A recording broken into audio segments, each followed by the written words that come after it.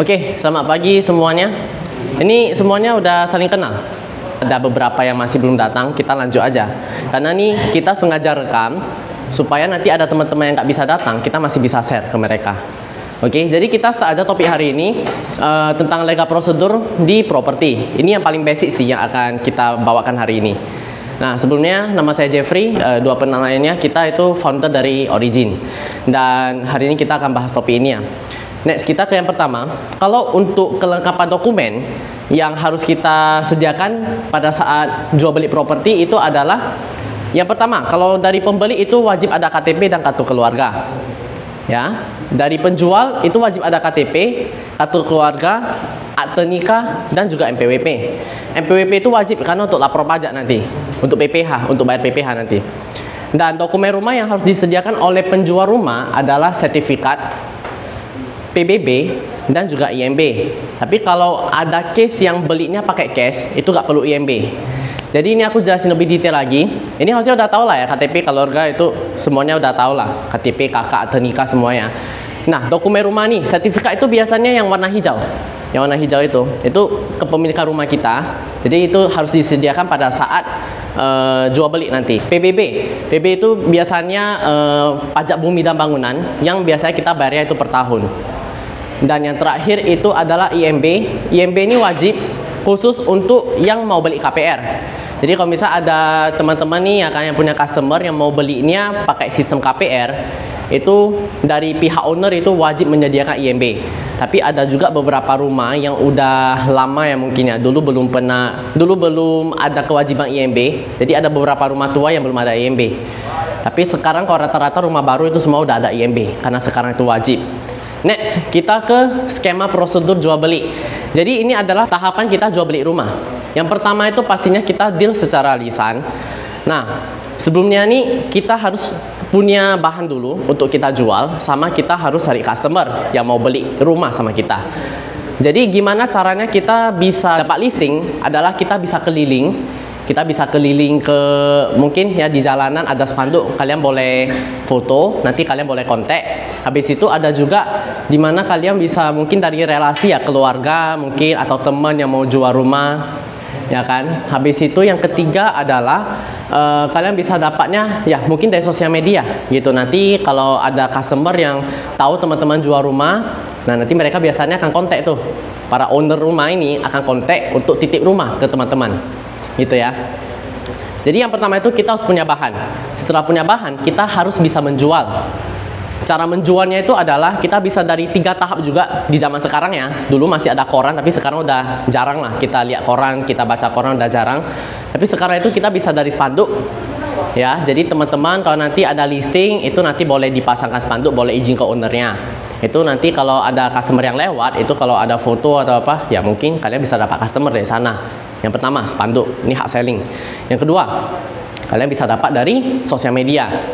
Kita buat sosial media itu ibarat kayak kita buka toko. Jadi gimana supaya sosial media kita menarik? Ya kita harus ada bahan. Harus ada bahan-bahan yang menarik. Harus ada konten-konten yang bagus. Karena gini, ibarat kalau kalian buka toko, tapi kalian masuk ke tokonya itu, tokonya kotor, habis itu nggak ada barang, siapa yang mau beli? Gitu kan? Nah, jadi kalian harus desain Instagram kalian itu semenarik mungkin supaya bisa dapat customer dari sana. Yang kedua itu Instagram. Yang ketiga, kita bisa dari marketplace. Marketplace banyak contoh, bisa dari Rumah 123, bisa dari OLX, ya kan? Itu semua adalah contoh dari marketplace. Lamudi juga termasuk. Itu atau mungkin kalian bisa ke Facebook. Facebook kan ada ya yang jual rumah yang iklan-iklan itu. Nah, kalian nanti boleh beli, tapi biasanya marketplace itu gak gratis. Yang gratis itu ya Instagram, sosial media, TikTok dan lain-lain gitu ya. Terus, setelah kita dapat customer, kita ajak customer itu untuk lihat rumah. Kita buat janji sama owner. Ya kan? Nanti kalau mereka udah mau lihat rumah, mereka nih kalau nanti tertarik, ya kan? Itu pasti nanti akan deal. Dealnya itu secara lisan dulu. Jadi deal secara lisan itu artinya udah ada mulai masuk yang namanya negosiasi harga, ya kan? Misalkan nih harga rumahnya 1M, mereka tawarnya mungkin jadi 950 juta. Dan terakhir ownernya ini approve penawaran tersebut. Itu namanya deal secara lisan. Setelah deal secara lisan, kita harus minta booking fee sama para customer nih, para pembeli. Kita harus minta booking fee sama mereka. Itu biasanya sekitar ya bervariasi lah tergantung harga rumah. Kalau biasanya harga rumah yang di bawah 500 juta biasanya 10 sampai 20 juta. Tapi kalau misalnya harga rumah yang di atas 500 juta, misalnya 500 juta sampai 2M, itu biasa minta booking fee-nya itu 20 juta. Booking fee kalau bisa minta lebih banyak lebih bagus, karena supaya lebih mengikat pembeli. Itu ya. Nah, rumah-rumah yang misalkan di atas 2M, mungkin kayak 3M atau 5M itu biasanya panjarnya atau booking fee itu bisa sekitar 50 juta sampai 100 juta rupiah. Jadi itu tergantung nanti. Tapi ini balik lagi, tergantung ownernya itu mau minta berapa. Kadang ada penjual yang mungkin, oh saya mintanya cuma 10 juta. Ada penjual yang mungkin rumahnya murah tapi dia mau mintanya 20 juta. Itu tergantung ownernya. Jadi kalian harus pandai-pandai untuk negosiasi. Atau mungkin juga nanti owner minta sekian, tapi pembelinya cuma bisa sekian gitu. Kayak contohnya owner minta 20 juta, pembelinya cuma 10 juta. Nah, kalian di tengah ini sebagai marketing, kalian harus menjumpakan angka ini untuk mereka gitu ya. Terus yang ketiga, setelah minta booking fee, kalian harus yang namanya tanda tangan kwitansi ke mereka. Nanti untuk pembuatan kwitansi itu bisa dibantu sama admin di kantor, atau enggak nanti kalian akan diajari juga cara taken kwitansi sendiri. Simple aja, kwitansi kosong, ya kan, kalian tulis nominalnya booking fee-nya berapa, panjar, rumah nomor apa, di jalan apa, ya kan. Habis itu nanti ya tinggal diteken sama owner bahwa mereka mengikatnya sekian-sekian, misalnya kayak ikatnya itu 1 bulan, cara pembayaran gimana itu nanti tulisin lengkap di sana. Nanti untuk mungkin kata-katanya akan kita ajarin lah gimana. Kita next dulu. Setelah kalian teken kwitansi itu pentingnya karena nanti tiba-tiba kalau customer, pembeli udah booking fee, tiba-tiba ownernya bilang, oh aku belum teken kwitansi, aku gak mau jual dulu, itu nanti bahaya karena nanti kenanya ke kalian gitu. Karena pembeli pasti gak terima dong, aku udah panjar nih, tapi aku belum dapat kwitansi dari owner dan ternyata rumahnya dia gak jadi jual, padahal aku udah booking fee. Itu nanti kalian kena gitu. Jadi kalau bisa langsung teken kwitansi di tempat ya. Yang ketiga, agen mengumpulkan data dari para pihak ke notaris. Datanya apa aja? Datanya yang ini, dokumen pembeli, penjual, ya kan, sama dokumen rumah. Dokumen rumah ini adalah dokumennya penjual, ya. Dokumen rumah ini adalah pemilik penjual. Oke? Nah, jadi ini semua ada milik penjual, ini adalah pembeli. Pembeli awalnya ini dulu yang diminta. Itu memang pembeli itu datanya lebih dikit sih dari penjual gitu ya. Next, kita ke yang ini. Setelah kalian mengumpulkan data ke pihak notaris, kalian harus cek bersih oleh notaris ke BPN. Ya, jadi kalian setelah, ya mungkin kalau ada owner yang dari luar kota atau apa, kalian boleh minta soft copy dulu. Misalkan nih, dari cam scanner, atau mungkin PDF-nya sertifikat, itu kan nanti ada tuh. Ya kan, kalian boleh mintakan dulu, kirim ke notaris, nanti mereka cek bersih. Gitu. Tapi biasanya kalau bisa sih suruh owner antarkan sertifikat langsung ke notaris. Jadi nanti notaris yang buat tanda terima ke para pemilik rumah nih. Gitu ya. Cek bersih ke BPN. Cek bersih itu penting karena sebelum kita jual rumah, sebelum kita balik nama, itu harus memastikan kalau sertifikat ini bersih dari mungkin sengketa atau mungkin bebas dari ya kayak KPR atau apa, itu harus bersih dulu, ya kan? Cek bersih ke BPN itu biasanya memerlukan 1-3 hari. Ada cek bersih lisan, ada cek bersih secara tertulis. Kalau yang 1-3 hari ini biasanya cek bersih secara tertulis. Untuk harganya sekitar 250.000, tergantung notaris. Notaris kadang ada yang mintanya sampai 500.000. Jadi ya balik lagi lah ke case-nya gimana, harga rumahnya berapa. Karena semakin mahal harga rumah tersebut, pasti notarisnya charge-nya lebih tinggi. Oke, kita ke yang kelima. Hitung pajak oleh notaris.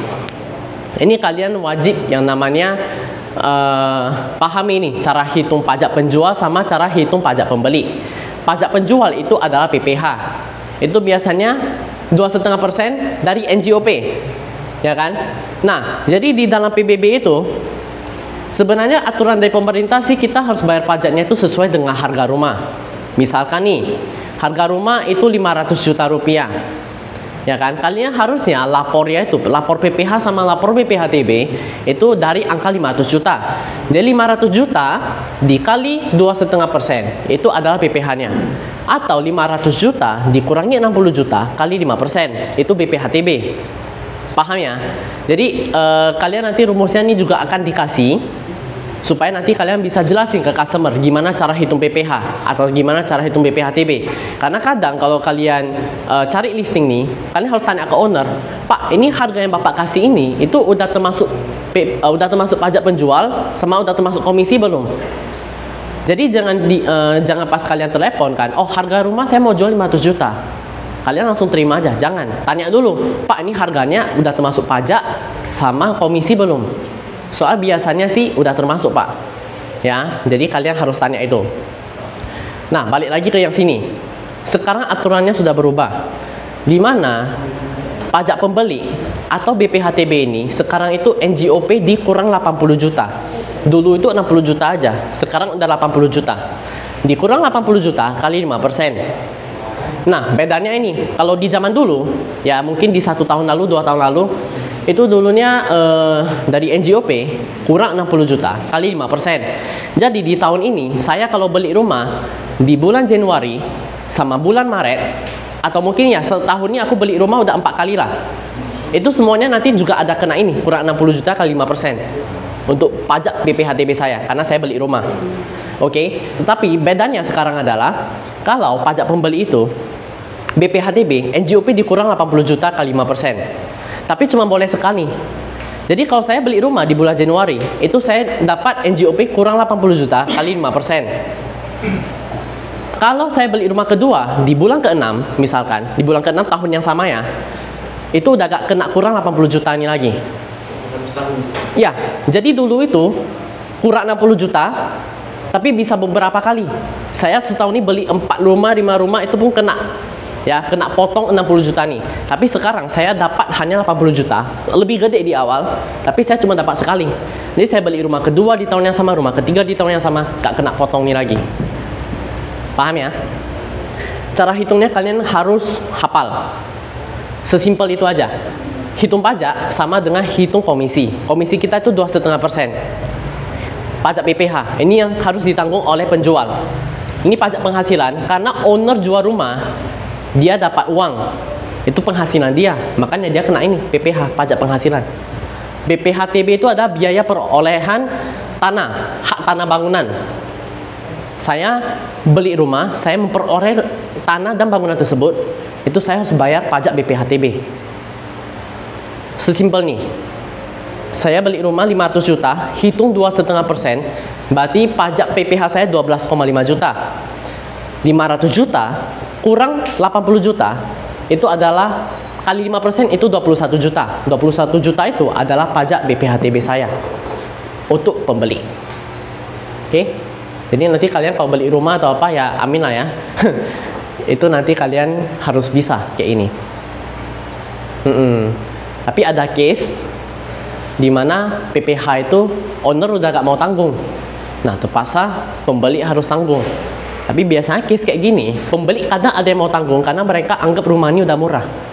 Kadang ada tuh owner yang jual murah, aku udah jual murah kali, udah jual rugi kali. Jadi aku gak mau lagi keluarin biaya-biaya kayak pajak gitu ya. Jadi kadang ada pembeli yang oke, kebetulan dapat yang murah, ya gak apa-apa lah, 2,5% ini aku yang tanggung. Balik lagi ke sini. Sebenarnya aturan di pemerintah itu adalah kita harus lapor harga asli. Kayak tadi 500 juta kalau kita beli, ya kita harus lapor 500 juta. Tapi ini bisa di gimana ya? Kayak tax avoidance gitu. Artinya kita itu boleh gimana ya? Boleh menghemat pajak, tapi dengan cara yang legal. Oke? Contohnya gini, di NJOP, di PBB itu yang tadi, yang biasanya warna merah, itu ada ditulis NJOP kita itu berapa. Misalkan nih, kalau tadi rumahnya itu 500 juta, tapi di NJOP itu hanya 200-an juta, maka kalian boleh coba lapor dari NJOP ditambah 30%. Itu sekitar mungkin kalian boleh lapor 350 juta. Nah, ada beberapa case yang kayak gitu bisa lolos karena mereka sudah lapor di atas NJOP. Ingat ya, NJOP itu tambah 20-30%. Jadi kalau misalnya nih ada pembeli yang tanya nih, kira-kira nanti pas saya beli rumah ini kena pajaknya berapa ya? Kalian jangan langsung hitung bulat-bulat. Kalian tanya dulu PBB-nya ke owner. Pak, boleh saya lihat PBB-nya? Soalnya saya mau hitung dulu pajaknya. Itu. Kalau kalian nggak ngerti, nanti boleh tanya-tanya juga. Ya, intinya Pajak ni agak ribet. Sebab agak ribet sih, simple aja. Tapi kalau di awal-awal kita baru belajar, memang agak ribet hitungnya.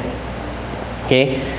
Yang keenam, tanda tangan surat dan pembayaran di kantor notaris. Kalau kita jadi marketing, ini adalah hari yang paling bahagia. Karena kita setelah cek bersih, kita mau validasi pajak. Validasi pajak adalah untuk kita coba ajukan dulu, kita lapor ini. Oke. Simpannya kayak gini lah. Setelah cek bersih, aku mau lanjut ke pembayaran pajak. Tapi sebelum di-approve, gimana supaya di-approve? Saya ajukan dulu ke pemerintah. Kira-kira kita boleh nggak bayar pajak sekian? Kayak contohnya tadi lah, 500 juta. Kalau kalian lapor, biasa 500 juta itu kan udah sesuai harga asli. Itu ya bentar aja udah keluar nanti. Tapi kalau misal nanti pihak pembeli atau pihak penjual yang mau hemat pajak, mereka pasti mau lapor lebih rendah dong. Nah itu biasanya agak lama prosesnya. Tapi kalau bisa di-approve, ya bagus, kalian udah hemat. Tapi kalau tidak bisa di-approve, ya tepat salah, mungkin kena denda atau mungkin tambah gitu. Tanda tangan surat itu biasanya kita teken itu adalah AJB. Jadi ini ada dua proses yang berbeda. Yang dimana ini yang tadi saya jelasin ini semua, ini ada pembelian secara cash. Jadi memang cash itu lebih simple, cuma kayak gini aja. Ya, tanda tangan surat dan pembayaran di kantong notaris itu biasanya teken AJB atau enggak PPJB. AJB itu adalah langsung akte jual beli yang kita teken. PPJB itu ada pengikatan jual beli, pengikatan perjanjian jual beli. Misalkan nih, kalau nanti ada customer yang mau beli cash, tapi dia bayar dulu setengah, karena mungkin ada dari pihak owner lah ya. Pihak owner mungkin dia lagi KPR di bank nih. Aku lagi KPR di bank, tapi aku mau jual rumah ini, dan aku itu nggak ada duit untuk lunasin. Jadi gimana bisa lunasin? Ya mungkin dari pihak pembeli bantu dulu nih, bayar dulu misalnya utangnya 500 juta, ya udah bayar dulu. Tapi nanti kita ikat di notaris, itu namanya PPJB. PPJB itu ikat di notaris 500 juta tadi, ya kan? Nah nanti pas udah keluar semua, kewajiban bank udah dibayar, sertifikatnya udah keluar, baru ikutilah proses ini, cek bersih, hitung pajak dan lain-lain. Oke, cek bersih, hitung pajak dan lain-lain, dan nanti baru bayar lagi sisanya, langsung AJB.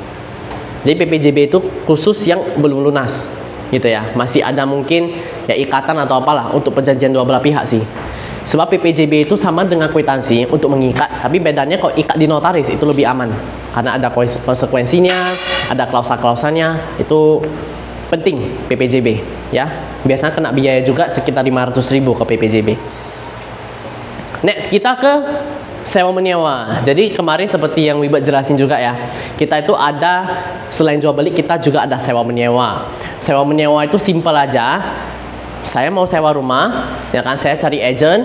Saya punya rumah nih, mau disewa, saya cari agent cari penyewa, gitu ya. Nah, dokumennya itu adalah kalau perorangan yang sewa, misalkan nih, aku punya rumah, Bang Igi nih mau sewa lah, ya kan. Berarti kan kita perorangan tuh, ya kan. Ya udah Bang Igi tinggal bayar ke aku tinggal kasih teken kontrak sewa biasanya. Kontrak sewanya itu nanti kita yang buat.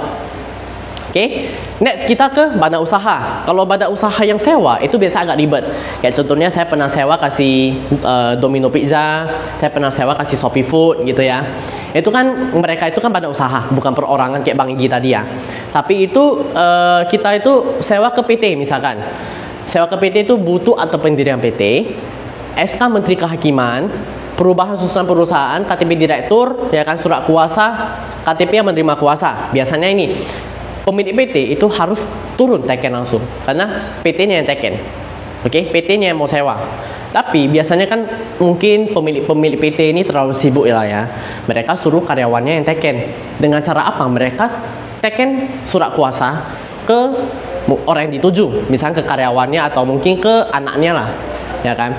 Jadi nanti anaknya tinggal teken bawa kuasa itu dari bapaknya, atau mungkin karyawannya bawa kuasa untuk teken dari bosnya gitu.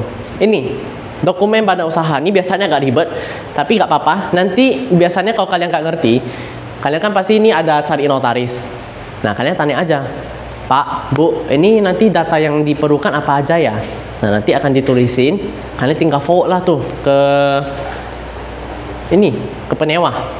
Ya, ke penyewa, jadi nanti akan dilengkapi sama mereka. Itu kalau udah perusahaan-perusahaan besar, apalagi bank ya, itu biasanya mereka udah ngerti ini semua, jadi mereka udah sediain sebelum kalian minta, gitu.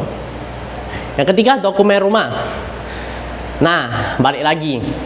Kalau tadi saya mau sewanya itu langsung ke IG dengan kontrak yang kita buat apa adanya aja, ya, sebenarnya itu mengikat juga.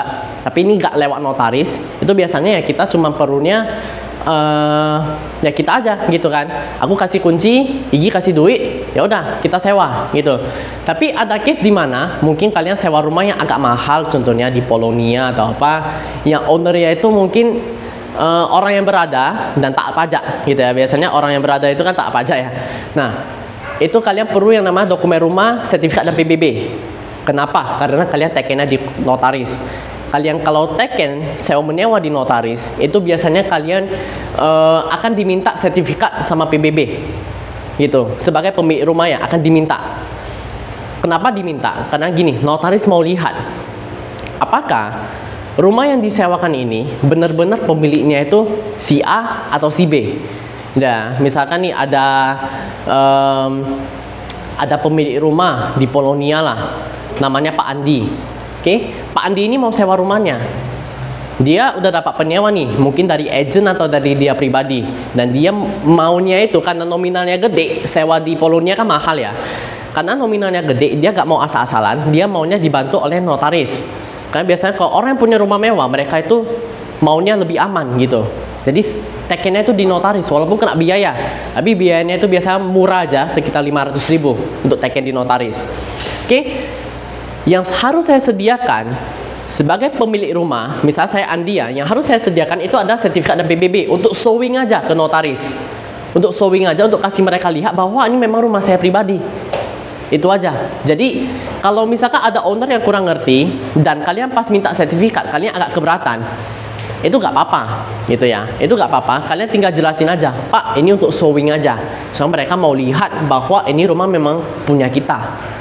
Nah, jadi nanti bapak bawa aja ya kan aslinya, kasih mereka lihat, ya udah setelah itu selesai gitu. Itu adalah case di mana kalau ini kita sewanya itu rumah yang lebih mahal misalnya. Tapi kalau kalian sewa rumah-rumah yang murah misalnya kayak 20 juta aja atau mungkin 15 juta atau 30 juta, itu biasa mereka jarang mau pakai notaris. Dan itu kita tekennya itu dari surat perjanjian sewa menyewa yang dibuat antara kedua belah pihak atau dibuat oleh agent yang disetujui oleh kedua belah pihak. Itu sewa menyewa. Oke. Next kita ke skema prosedur sewa menyewa. Ini sama seperti yang tadi jual beli, tapi ini lebih simpel. Karena ya balik lagi kita nggak perlu teken di notaris kalau misalkan yang tadi perorangan. Dan kalau misalkan kalian mau pakai notaris pun itu simpel aja. Kalian deal secara lisan, ya kan? Cara cari listingnya kayak yang tadi kita udah bahas, ya. Kita punya bahannya, kita cari customernya, deal secara lisan, dan balik lagi kita ini harus minta booking fee. Sewa menyewa biasa booking fee-nya itu 5 juta sampai 10 juta. Tergantung. Tapi kalau kalian kayak sewa ruko-ruko yang gede untuk PT atau apa, itu biasa mintanya 20 juta. Oke? Tergantung. Habis itu yang ketiga, agen mengumpulkan data dari para pihak ke notaris. Kalau misalkan sewa rumah-rumah yang murah, kalian hanya perlunya itu minta KTP aja dari kedua belah pihak. Tapi kalau kalian sewa rumah yang mungkin harus lewat notaris secondnya atau mungkin dari badan PT kayak tadi ya, itu kalian harus mengumpulkan data yang seperti tadi kita bahas ke notaris. Yang keempat adalah tanda tangan surat dan pembayaran di notaris. Yang kelima, serah terima. Biasanya ada yang tanya nih, kalau kita jual beli rumah atau kita sewa menyewa rumah, biasa teken dulu atau bayar dulu? Kalau bisa sih bayar dulu, baru teken. Bawa uangnya ke notaris itu pun boleh. Itu tergantung sih. Itu tergantung. Kenapa saya bilang lebih aman? Kan pasti ada yang tanya nih, nanti kalau misalnya customer udah bayar, tapi ownernya lari itu gimana? Sebenarnya nggak bisa lari, karena data mereka, sertifikat mereka itu udah sama notaris. Nggak bisa suka-suka lari. Gitu. Jadi kalau mereka lari, mereka yang ribet sebenarnya. Bisa kena pidana lah. Oke? Jadi pelunasan dulu. Lebih bahaya gimana kalau nanti owner udah teken, tapi upahnya customernya nggak bayar? Itu lebih bahaya sebenarnya. Nggak bisa suka kalian koyak loh itu. Nggak bisa suka-suka. Jadi makanya kenapa kita menekankan pelunasan dulu. Kalau customer takut, bilang aja, Pak, ini kan datanya sama notaris. Jadi notaris itu kan pihak penengah gitu ya.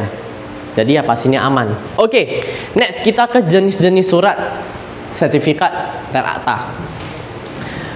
Ini adalah sertifikat hak milik dan sertifikat hak guna bangunan. Bedanya apa?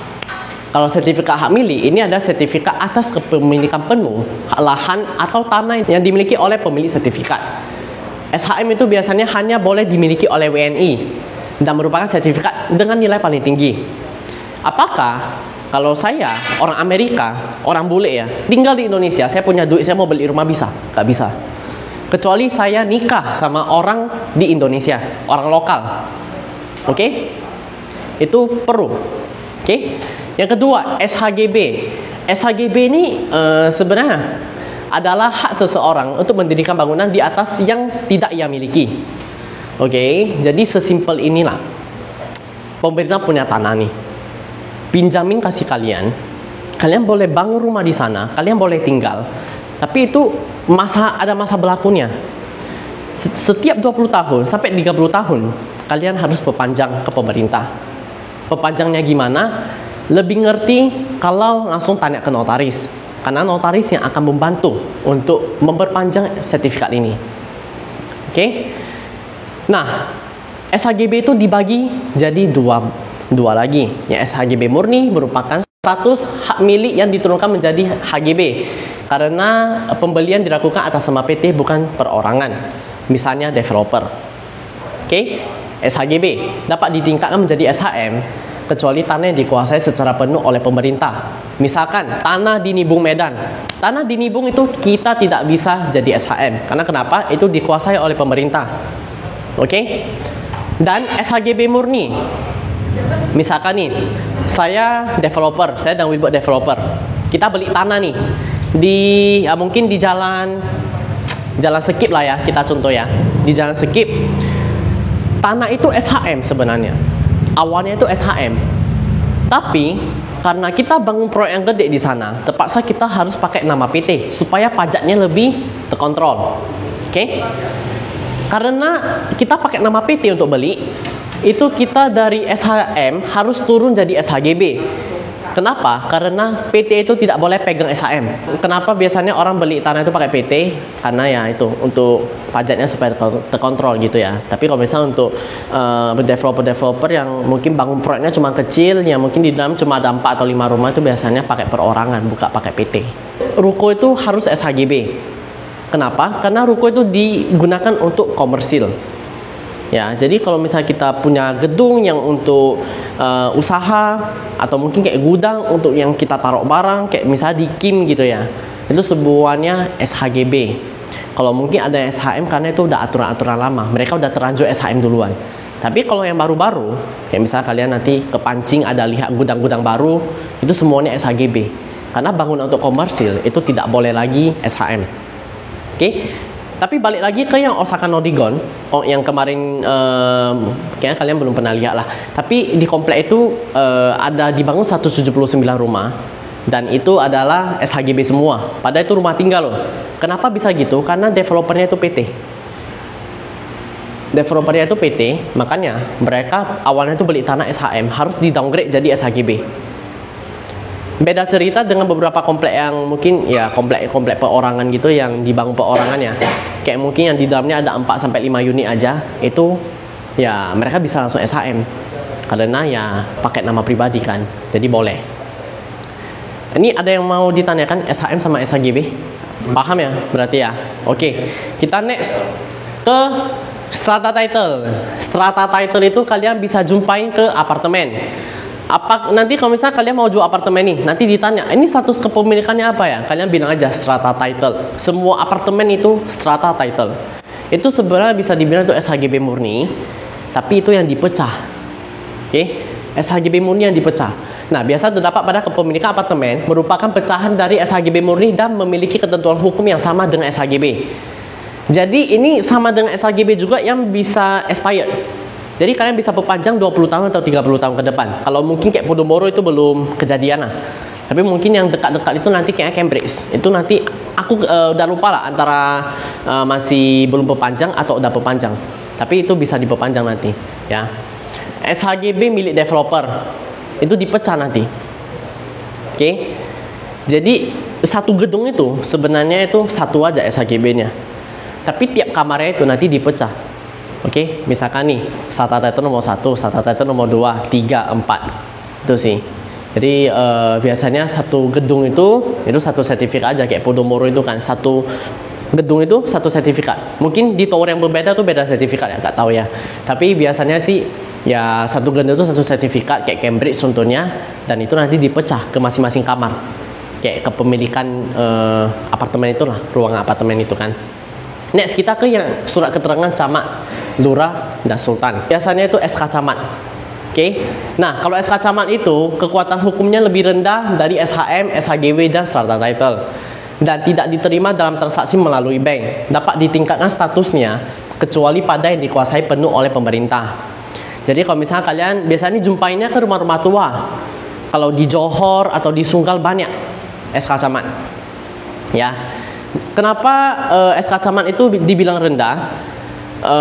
Mungkin karena legalitasnya itu ibarat kayak dikasih izin aja untuk tinggal sebenarnya. Ya sesimpel itu sih legalitasnya kan. Jadi mungkin dulu mereka minta izin sama camat atau lurah, atau mungkin sultan ini ya mungkin dulu mereka dulunya itu mungkin dikasih rumah sama sultan-sultan nih kayak gitu kan. Jadi itu kayak dikasih izin tinggal aja. Nah biasanya kalian harus tanya nih, kalau ada yang mau nitip rumah ke kalian, kalau saya pribadi biasanya sih saya cenderung jarang ambil, kecuali memang murah banget ya. Karena SK camat itu jujur aja lebih susah jual. Jadi SK camat itu kalau misalnya kalian mau ambil, kalian juga pastikan dulu, cari tahu dulu, ya ini memang ada extra effort lagi ya. Kalian harus cari tahu dulu apakah SK camat ini bisa dinaikkan ke SHM. Kalau bisa, baru kalian jual. Tapi kalian perlu tahu juga SK camat itu kalau mau proses ke SHM, kalau kalian nggak kenal orang, itu lama kali, bisa setahun sampai 2 tahun. Jadi lama kali. Kecuali kalau kalian mungkin, aku pernah jual rumah SK camat, tapi itu cuma sekali, ya. Dan itu kebetulan yang beli itu orang BPN. Pastinya dia lebih ngerti soal tanah daripada aku, gitu ya. Jadi SK camat ini kalian harus pahami juga. Tapi kalau misalnya ada yang mau nitip, coba gali dulu. Ini SK camatnya ini bisa dinaikkan ke SHM atau tidak. Atau kalau kalian mau jual, pastikan bahwa SK camat ini rumahnya itu benar-benar murah. Karena biasa rumah yang SK camat itu murah banget, gitu ya. Jadi kalau memang dapat yang murah, dapat yang bisa naik ke SHM, baru ambil lah.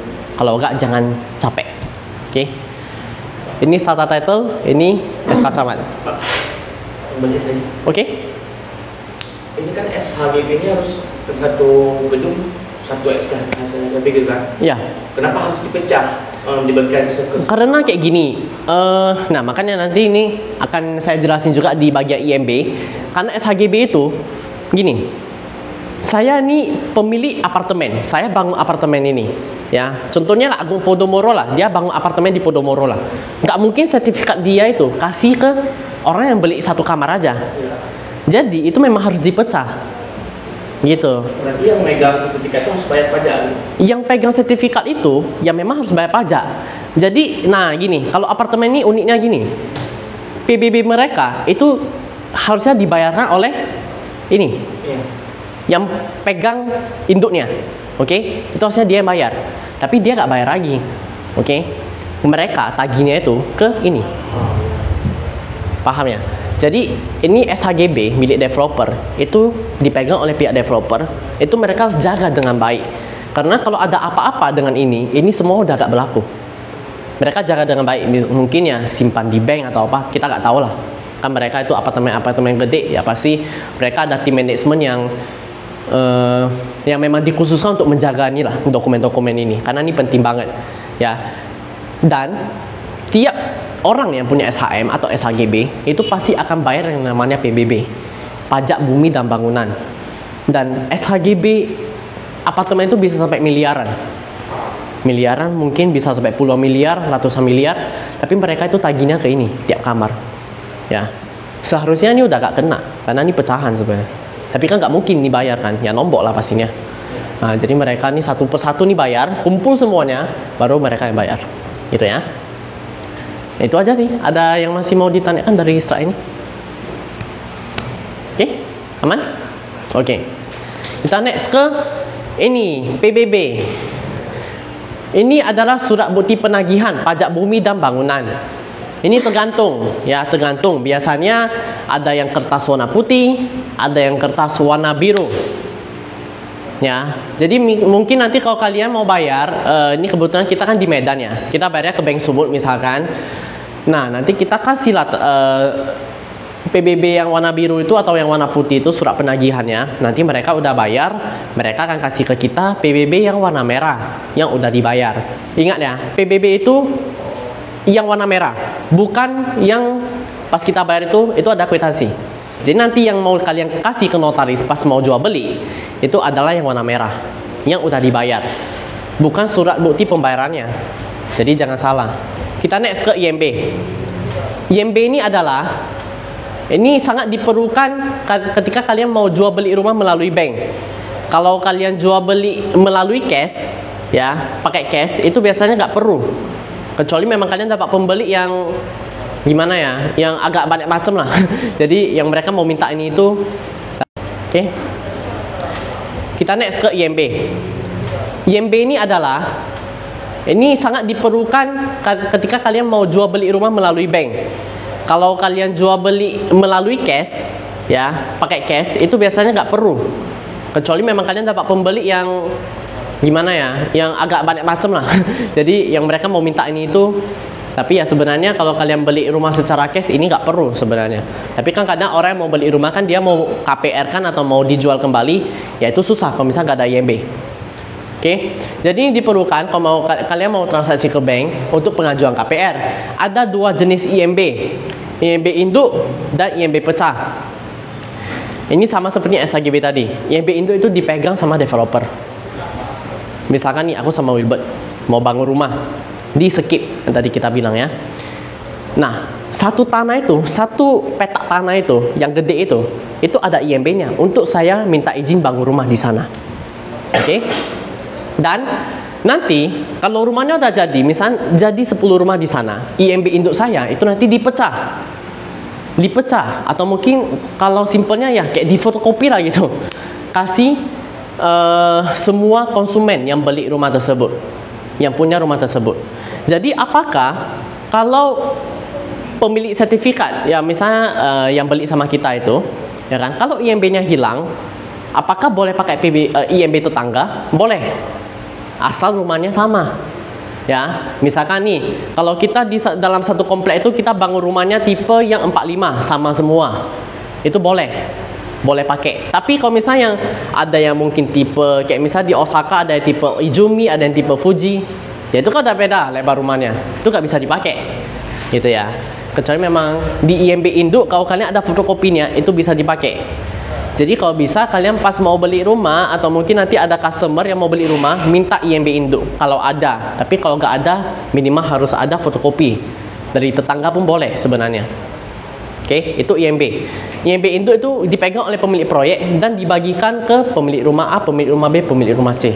Nah, ini kalau misalnya kalian nanti mau beli properti, ada rumah, ada ruko, ya kan? Itu semuanya kalau bisa ada IMB-nya. Tapi banyak juga seperti rumah-rumah tua yang pas zaman dulu itu masih belum diwajibkan IMB, itu ya nggak ada IMB. Makanya kenapa ketika kalian jual rumah-rumah yang udah tua, itu kalian harus mohon ulang IMB-nya.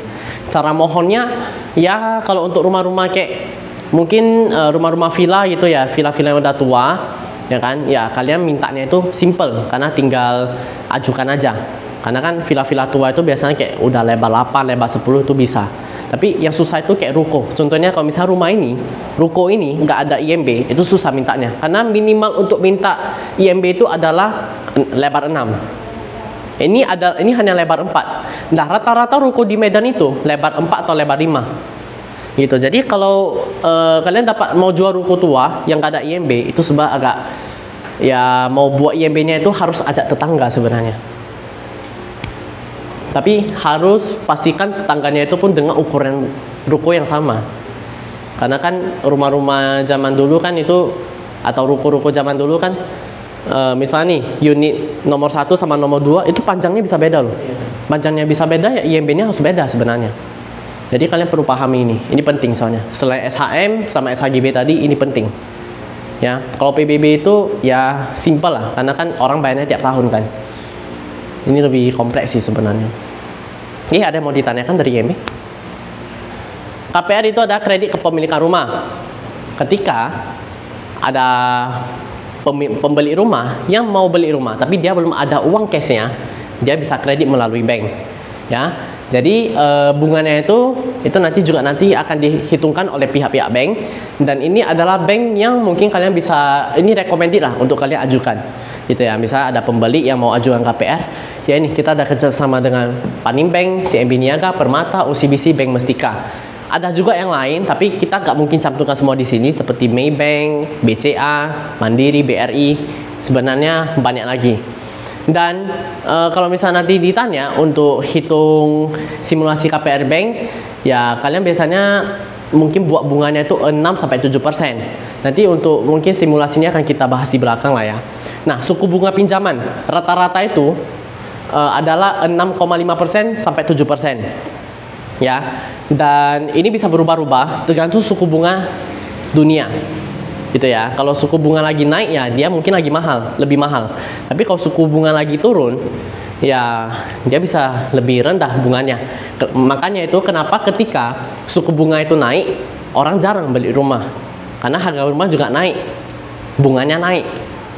Tapi suku bunga ketika turun, orang baru beli rumah karena kreditnya itu lebih untung, gitu ya. Kayak sekarang, zaman sekarang itu sebenarnya suku bunga lagi naik. Makanya kenapa properti itu sebenarnya agak sepi sekarang dibandingkan tahun lalu. Oke? Ini kredit kepemilikan rumah. Jenis-jenis suku bunga, ada yang bunga fixed rate, ada yang floating rate.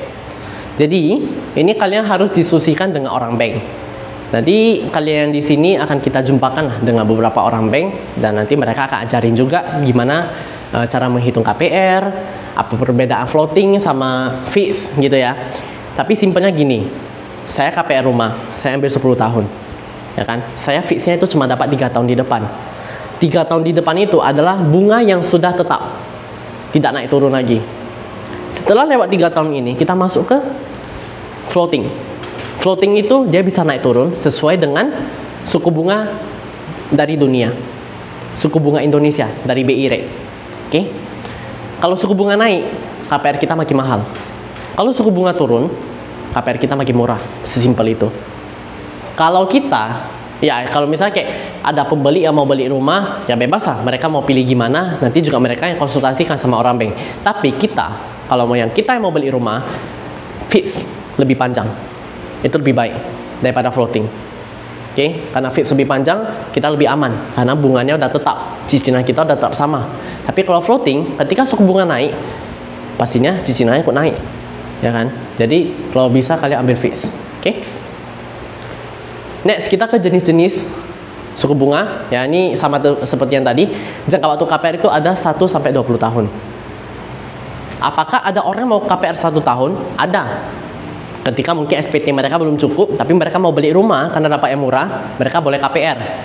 SPT itu adalah pajak yang kita lapor, pajak kita. Uang itu ada dua jenis. Ada uang di dunia nyata yang kita pakai, ada uang di pajak. Kalau kita ada uang di dunia nyata, misal 1M, tapi di pajak kita gak ada uang, itu 1M itu gak bisa kita pakai, gitu. Ya. Jadi jangka waktu KPR itu 1 tahun sampai 20 tahun.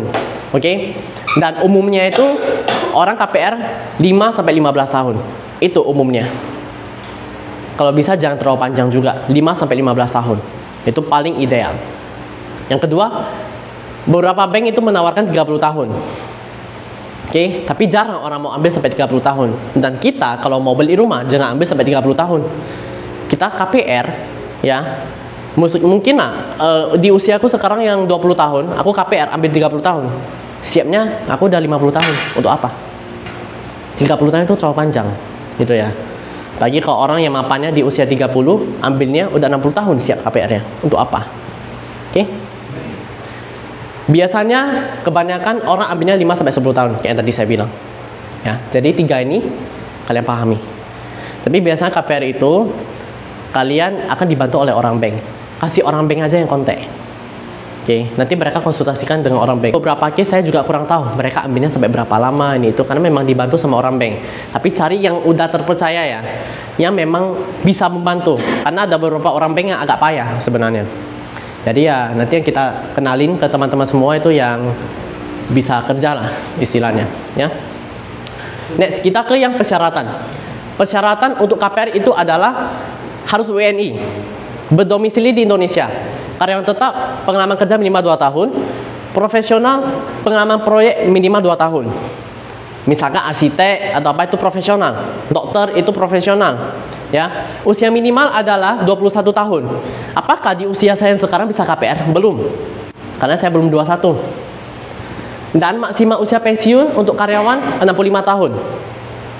Jadi apakah kalau udah lewat 65 tahun masih bisa? Nggak bisa. Orang yang udah masuk ke usia 55 tahun maksimal boleh KPR 5-10 tahun aja. Karena bank nggak mau terima lagi kalau udah terlalu tua. Resiko meninggal itu ada. Oke? Yang habis ini memiliki pendapatan bersih bulanan minimal 6-8 juta. Tapi biasanya itu kalau bisa yang aman itu ya, yang dilihat orang bank itu 30% dari gaji kita. Kita punya pendapatan 20 juta, maksimal itu 6 juta biasanya. Tapi kalau kita maksa bisa sampai 10 juta. 50% dari pendapatan kita. Oke. Syarat objek, jarak akses minimal 3 meter. Jadi kalau rumah yang di gang apakah bisa KPR? Nggak bisa. Yang cuma bisa masuk 1 motor, bank nggak mau ambil. Nanti kalau kena lelang susah jualnya. Oke. Jarak akses minimal 3 meter, bisa lewat mobil. Tidak dekat dengan SPBU. Ya, tidak dekat dengan SPBU. Nggak tahu juga kenapa, tapi ya dari bank kayak gitulah. Wajib ada bangunan permanen. Oke. Jadi misalkan nih, aku beli rumah nih, dia cuma ada seng aja, ya kan? Itu nggak permanen, karena kapan aja bisa rusak kan. Jadi harus rumah proper yang kayak gini tuh baru bisa KPR, tuh ya. Next, jenis dokumen. Ini mungkin kalau nanti kita jelasin satu persatu, ini terlalu panjang. Tapi nanti akan kita kirim aja ke teman-teman semuanya supaya bisa dipahami satu persatu. Intinya ini semua pihak harus ada, karyawan wirausaha profesional itu semua harus ada yang namanya fotokopi KTP, kartu keluarga, surat nikah dan surat cerai. Kalau misalnya cerai ya. Kalau belum nikah atau belum cerai, ya ini nggak perlu. Oke? Fotokopi slip gaji, karyawan wajib, wirausaha sama profesional nggak wajib, karena itu kan nggak ada gajinya. Ya kan? Agen properti termasuk kemana? Termasuk ke profesional. Jadi pendapatan kita itu dihitungnya dari tahunan. Pendapatan saya di bulan ini misalnya 20 juta, bulan depan 10 juta, bulan depannya lagi 15 juta. Kan nggak stabil. Mereka bisa hitungnya itu 1 tahun ke belakang, totali semua bagi 12. Misalnya total saya itu 300 juta, bagi 12 itu berarti penghasilan rata-rata saya per sebulan 25 juta. Itu contohnya. Oke? Ini semua nanti akan kita kirim lah ke teman-teman ya. Kayak tadi fotokopi SHM, SHGB, dan IMB ini semua wajib ada. Oke? Next ya. Kita ke flow KPR. Kita itu proses KPR itu kayak gimana? Berjalannya itu kayak gimana? Yang pertama itu BI checking. Jadi kalau customer yang mau beli rumah, ajak dulu BI checking. Minta dulu KTP-nya, kasih ke orang bank, suruh BI checking. Apakah ini pernah nggak kena blacklist? Atau mungkin pernah nggak ada cicilan yang udah nunggak? Biasanya bahaya tuh, kayak misalnya ada pinjol, Shopee Pay Later, ini itu semua kan, itu bahaya. Oke, jadi biasanya BI checking itu penting, karena kalau ada telat cicilan, kayak misalnya ada call 4, call 5, itu nanti agak susah prosesnya. Kalau memang mau proses pun bisa, tapi harus bersihkan dulu namanya. Oke, biasanya itu butuh waktu 3 bulan. Yang kedua, survei, dikenakan biaya appraisal. Udah BI checking, customer udah dinyatakan oke, nggak ada cacat dari nilai dari datanya, maka jalanlah appraisal. Appraisal itu adalah orang yang diutus oleh bank untuk menilai rumah yang mau di KPR. Oke?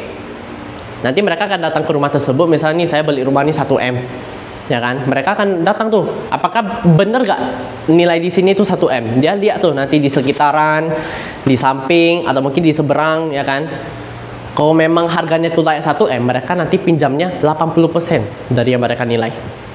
Jadi 20% itu dihitung DP. Ya. Next, kita ke analisis. Analis itu biasanya mereka akan cek semua data-data kita, penghasilan kita itu semua, sama nanti mereka ini analis itu ceknya 2 pihak. Ceknya di bagian owner, yaitu anggunannya rumah ini, sama nanti ceknya ke data customer, apakah ada cacat nggak, betul nggak ini datanya ini asli nggak, nanti mereka akan cek, itu analisis. Dan yang keempat dan yang terakhir adalah hasil. Ini flow-nya. butuh waktu-waktu segini sebab agak secepat ini sih. Tapi ya karena kan kadang kita mau buat janji dulu nih itu kan sebab agak secepat ini. Tapi ini rata-rata lah. Kalau paling cepat kayak gini dia. Oke. Apa aja biaya yang dalam bank? Kalau misalnya kita mau KPR, ada biaya notaris 3-5 juta. Oke. Sama nih APHT 3-5 juta. Dan biaya jasa notaris lainnya. Oke. Biaya provisi bank 0,5% sampai 1%. Jadi misalkan saya pinjam rumah nih 700 juta, provisi saya itu 7 juta, 1%. Tergantung bank sih, ya. Next kita ke biaya admin 0,1 sampai 0,5%. Biaya asuransi jiwa. Nah, biaya asuransi itu paling susah untuk kita hitung, karena itu bukan ranah kita. Itu akan dihitung oleh orang bank atau orang asuransi. Karena balik lagi, saya kalau mau KPR 10 tahun sama 20 tahun, itu biaya asuransinya itu beda. Karena dia coverage-nya itu makin lama. Atau kalau saya ambil 10 tahun, ya misalnya nih Bang Igi sama aku ambil rumah yang sama dengan harga yang sama, tapi usia kita beda, punya abang lebih mahal. Karena usia makin mahal, makin beresiko. Mereka kan hitung paling lebih mahal. Oke? Jadi ini bukan ranah kita. Karena tiap customer itu beda-beda. Dia mau pinjam berapapun itu, berapa lama itu beda-beda, berapa gede itu beda-beda. Ya kan? Sama usia mereka itu kan beda-beda. Jadi memang harus orang asuransi yang hitung. Karena itu memang kerjaan mereka. Pajak penjual, PPh itu ditanggung oleh pihak penjual. BPHTB ditanggung oleh pihak pembeli. Jadi biaya tetap ada. Yang cash tadi kan kita udah bahas di awal. Cash itu lebih simple. Karena kalau kita beli KPR itu masih ada biaya ini. Oke, ini tiga. Jadi ini ya dihitung-hitung sih lumayan mahal, gitu kan. Makanya kenapa kita harus bilang ke customer kalau kita beli rumah, kita punya uang 1M, jangan langsung beli rumah yang dengan harga 1M. Beli 900 juta. Karena kita mau spare biaya itu untuk renovasi, kita mau spare biaya untuk asuransi, ya kan? Belum lagi notaris, pajak, sama ya tadilah renovasi. Itu ya. Next kita ke perhitungan simulasi KPR. Ini simpel aja sebenarnya, karena kita hanya hitung estimasinya aja.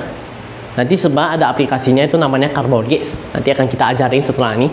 Tapi biasanya DP itu 20%. Tetap tekankan DP 20%. Apakah bisa beli rumah dengan DP 0%? Bisa. Tapi nanti kita yang capek. Kalau misalnya dia gak lolos, gimana? Kalau misalkan nanti rumahnya yang dinilai appraisal itu gak terlalu tinggi, gimana? Kita yang capek. Jadi tetap tekankan kalau kalian mau beli rumah, minimal DP 20%. Kenapa? Supaya cicilan kita gak tinggi. Oke, karena aku udah pernah kena nih. Rumahnya itu 2M. Dia mau ajukan 2M full. Tetap ambil, tapi terlalu capek. Karena kenapa? Bank cuma nilainya 2M, cuma bisa keluar 1,8. Jadi gak ada istilah kita bisa beli rumah Sunset and Rainbow gak keluar DP sama sekali, gak ada. Tetap harus keluar biaya di depan. Karena itu tanggung jawab kita. Nah, balik lagi nih, sisa KPR ini 80% yang kita hitung. Kita hitung ke sini 400 juta, masukin. Jangka waktunya berapa lama? Nanti akan dihitung tuh. Estimasi bunga 6%, kayak yang tadi saya hitung. 6-7%, ini cicilan per bulannya 3 juta. Oke. Beda angka, beda jangka waktu, beda lagi angkanya. Oke. Jadi nanti akan kita ajarin lagi lah lebih detailnya gimana ya. Next, ini Warren Buffett. Ya. Sebenarnya sih ini idola lah gitu ya. Jadi no matter how great the talent or effort, some things just take times. Untuk kalian yang baru belajar jadi marketing properti, semuanya itu proses, semuanya butuh waktu. Jadi nggak bisa langsung instan nggak bisa langsung instan jualan 2M, 5M, 10M, nggak bisa. Jadi memang butuh waktu karena semuanya itu butuh proses. Ya, kalian belajar dulu. Kenapa kalian belum bisa jualan? Karena kalian belum ada ilmunya.